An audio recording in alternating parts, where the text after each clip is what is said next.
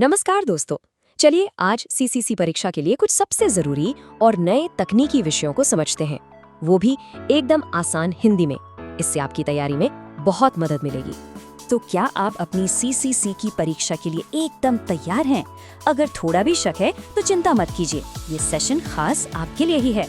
चलिए अगले कुछ ही मिनटों में हम उन सारे जरूरी तकनीकी विषयों को कवर करेंगे जिनसे परीक्षा में सवाल पूछे जाने की सबसे ज्यादा संभावना होती है। तो शुरुआत करते हैं उन तकनीकों से जो हमारी आज की दुनिया को पूरी तरह बदल रही हैं। ये हैं आर्टिफिशियल इंटेलिजेंस, वर्चुअल रियलिटी और ऑगमेंटेड रियलिटी।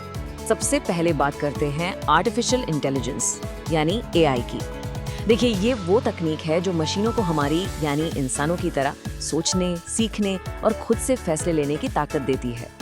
अब आप सोचेंगे इसका इस्तेमाल कहाँ होता है? अरे ये तो हर जगह है।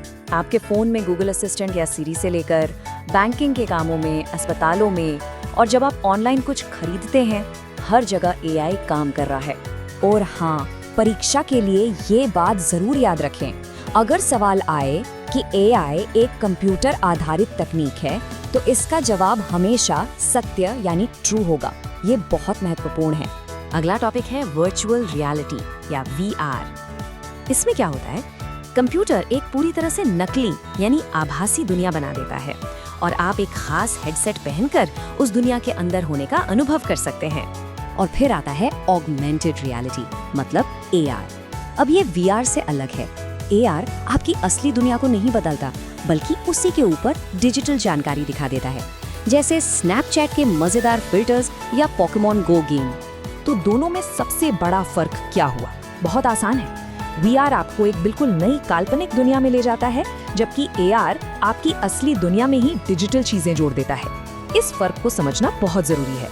चलिए अब उन तकनीकों पर बात करते हैं जो हमारी पूरी डिजिटल दुनिया की बुनियाद है और हमें एक दूसरे से जोड़ कर रखती हैं।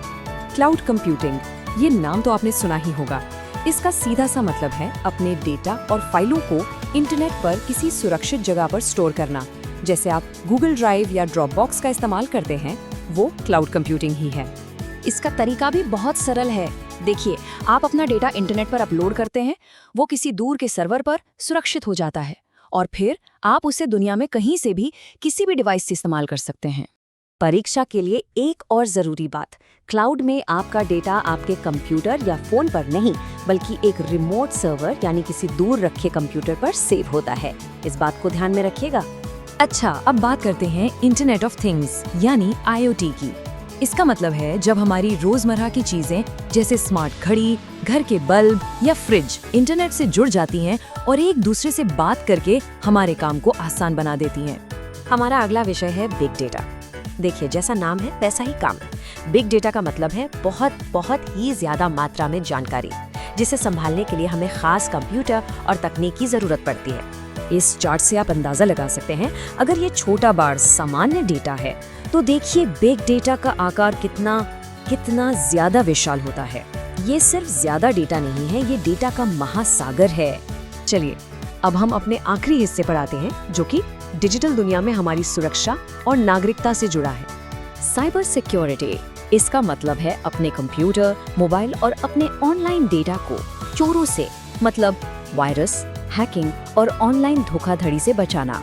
आज के समय में ये बहुत जरूरी है। और खुद को सुरक्षित रखने के दो सबसे आसान तरीके क्या है? पहला, एक मजबूत पासवर्ड बनाएं जिसे कोई अंदाजा न लगा सके, और दूसरा, अपने कंप्यूटर और मोबाइल में एक अच्छा एंटीवायरस जरूर रखिए। अब है ई गवर्नेंस।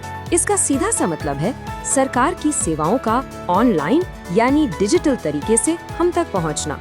इससे सरकारी काम तेज और पारदर्शी हो जाते हैं। और ये जो ई गवर्नेंस है, ये डिजिटल इंडिया मिशन का ही एक बहुत बड़ा हिस्सा है, जिसका लक्ष्य पूरे भारत को टेक्नोलॉजी से जोड़ना और मजबूत बनाना है। तो चलिए अब एक बार जल्दी से सब कुछ दोहरा लेते हैं ताकि परीक्षा के लिए सारी बातें आपके दिमाग में ताज़ा हो जाए।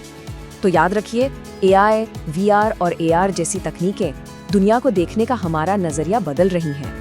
क्लाउड कंप्यूटिंग और आईओटी हमें आपस में जोड़ते हैं और एक अच्छा डिजिटल नागरिक बनने के लिए साइबर सुरक्षा और ई गवर्नेंस को समझना अनिवार्य है।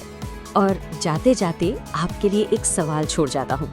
जरा सोचिएगा कि आज हमने जिन तकनीकों के बारे में बात की, उनमें से कौन सी तकनीक आने वाले भविष्य पर सबसे ज्यादा असर डालेगी। चलिए, आपकी परीक्षा के लिए बहुत बहुत शुभकामनाएं।